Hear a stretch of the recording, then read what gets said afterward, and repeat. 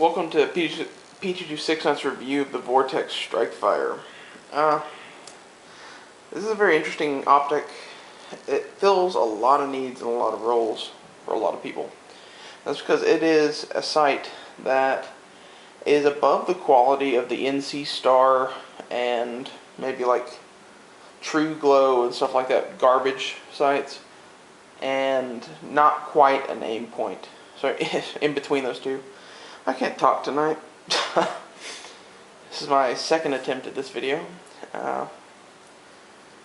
Anyway, it's in between those two price ranges. It's not the $100 garbage, and it's not the $500 awesome scopes. This is sitting at about, I would like to tell you it's sitting at the $135 to $175 price range, which is what they were going for about a year ago.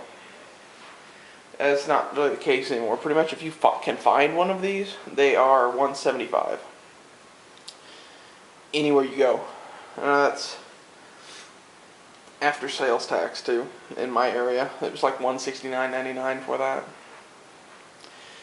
And its little brother, the Vortex Spark, is going to be about $225.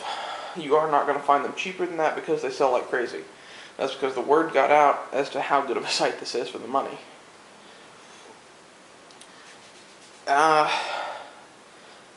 Just looking at the sight by its features and what it does and the quality levels I'm seeing, I would say this sight should cost $300.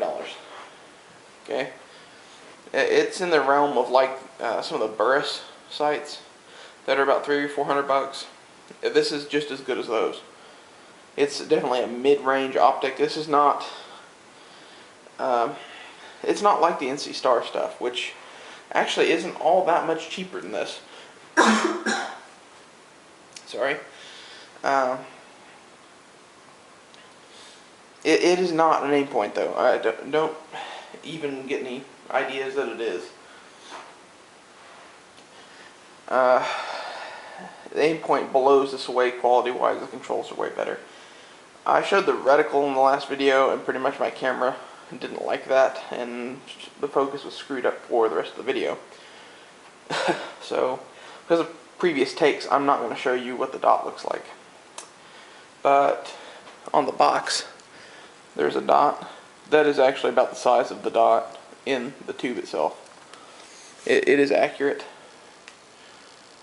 And I just screwed up the focus. There it goes. Awesome.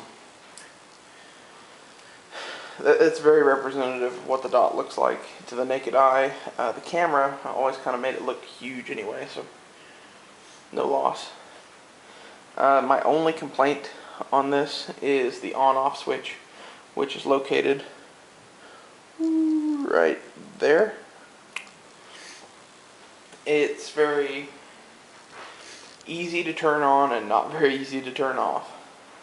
You lightly bump it, it comes on, and you have to hold it down for forever to get it to turn off. It's like maybe 5-6 seconds, but it just seems like it takes forever. A lot of people will tell you to buy the Vortex Spark because it's better because it's a micro red dot. Honestly, it's not worth the extra probably $50 to get it. You're just wasting your money, in my opinion. That's because the technology in the sight's actually better than the other one. The Spark, everything you look at looks like my little background here, about that shade of blue. If you've never looked through one, you really should. I mean, every academy has them now, and the academy's pretty much nationwide, so just go in there, look through the Spark, decide for yourself. It is way too blue for me. It reminds me of really cheap micro red dots. Particularly the SIG micro dot or the Konus Sight Pro. Those were the ones I have experience with. They're also quite blue. I think it's just in the micro red dots, unless you're aim point, it's hard to make one of those that's not blue. This sight kind of gives the whole world a light pink color, but it's not anything like the blue. The blue, it's literally like being under the ocean. It's like that. The light pink color is difficult to describe. You do not notice it unless you go over a white background. Then you can see, oh, it's a little tiny bit pink, as opposed to really, really blue. So I definitely prefer that. It's a little bit better technology. It kind of reminds me of some of the first gen aim points I've seen.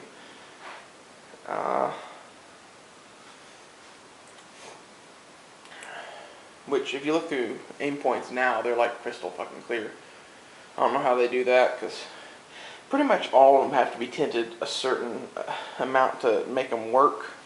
Aimpoint somehow has figured out a way to make the tint so light that it's barely even noticeable, which is awesome, but it's expensive too.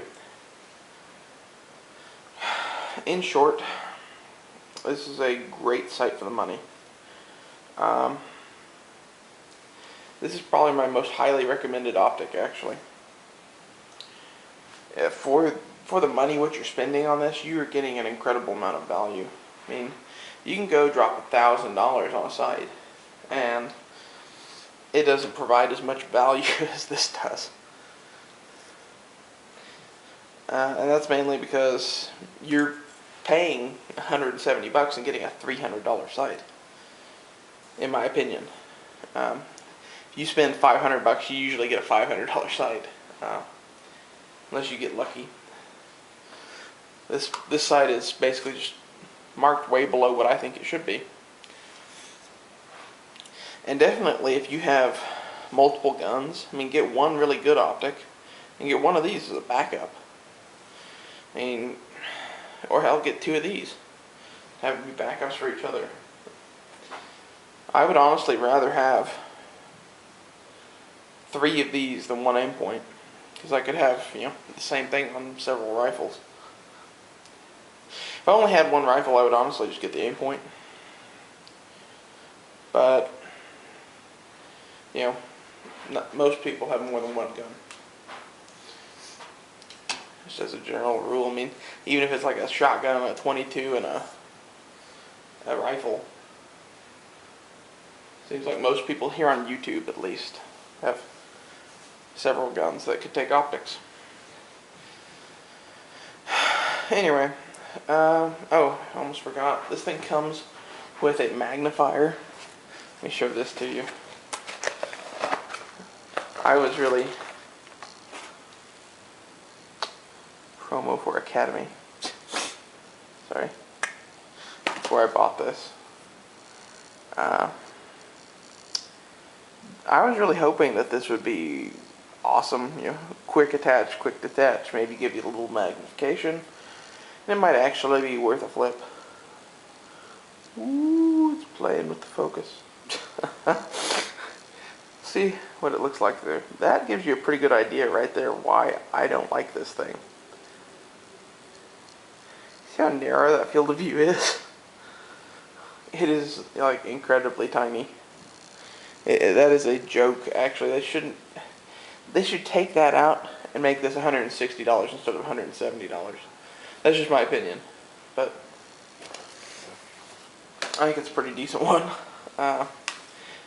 I would basically just take that and either throw it away, donate it to charity, or leave it in the box. Not worth your time to mess with.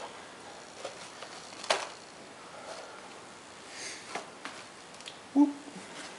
Oh yeah, and I got the display model, which you'd think Academy would give you a discount for getting the display model, but no. That was just the only one they had left. So I have the one that everybody played with.